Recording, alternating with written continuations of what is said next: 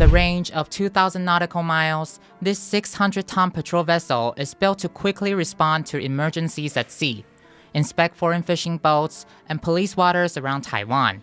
Military personnel here are conducting a simulation of how they would respond to a suspicious vessel heading towards Taiwan in an attempt to breach the country's maritime border.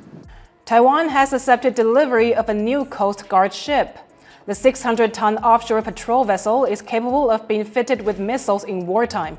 It has large decks and advanced equipment for maritime rescue, inspections, and defense. 3 Chinese Coast Guard cutters crossed into Taiwan's claimed waters near Pratas Island, and refused to turn back.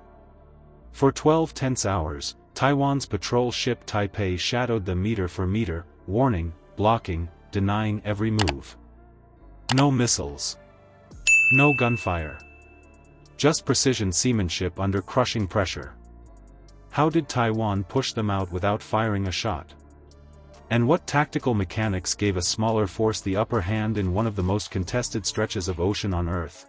What they're doing is dispatching teams of 2 corvettes armed with anti-ship missiles in less than 30 minutes to practice real combat maneuvers.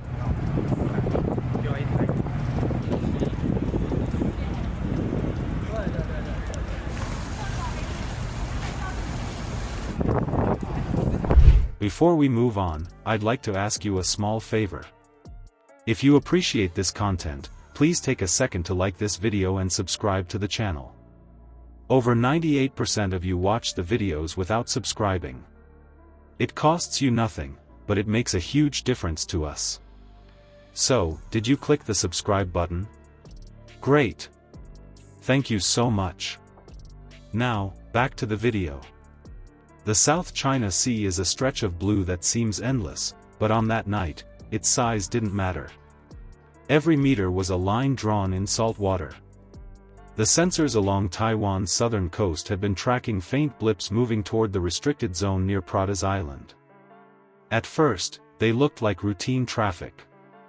Then the signatures sharpened, 3 Chinese Coast Guard cutters, running in tight formation. That formation told Taipei's command center one thing: they weren't cutting through. They were testing the line. An intercept order moved through the chain with the precision of a drill. In minutes, the cutter Taipei received coordinates and course vectors. Engines sprang to full alert. Deck lights went red. Every crew member shifted from watch rotation to sustained readiness mode.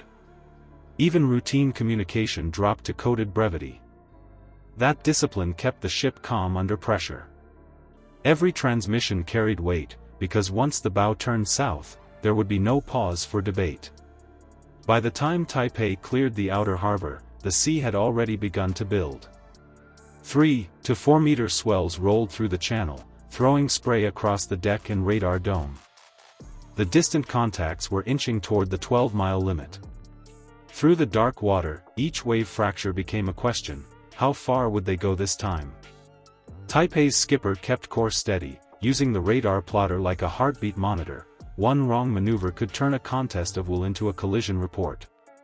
At the first point of visual contact, the tension changed character. Floodlights from the Chinese ships cut through the haze, white arcs sweeping sideways. Taipei matched bearing while maintaining strict separation, just outside the danger zone, close enough to deny passage but far enough to show restraint. That razor-thin balance defined the next 12 hours. Every knot of closing speed mattered. Every correction drew invisible equations between deterrence and provocation. The sea punished both crews without bias. The swells threw the bows off alignment, forcing constant counter-rudder adjustments. Salt spray hammered optics. The men topside could barely hear the bridge over the engines. Yet the coordination held. This wasn't about showing the flag anymore. It was an endurance event measured in micro-decisions. You could almost feel the cumulative strain of every minute, like holding a plank too long, every muscle starting to shake but refusing to drop. Radio channels stayed silent for most of the engagement. Instead, the ship spoke through light. A flash here, a coded warning sequence.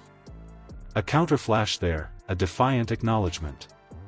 Then came the signature move, sudden bursts from Taipei's twin propulsion units, creating interference waves that shoved the waterline of the lead cutter just enough to signal control without contact.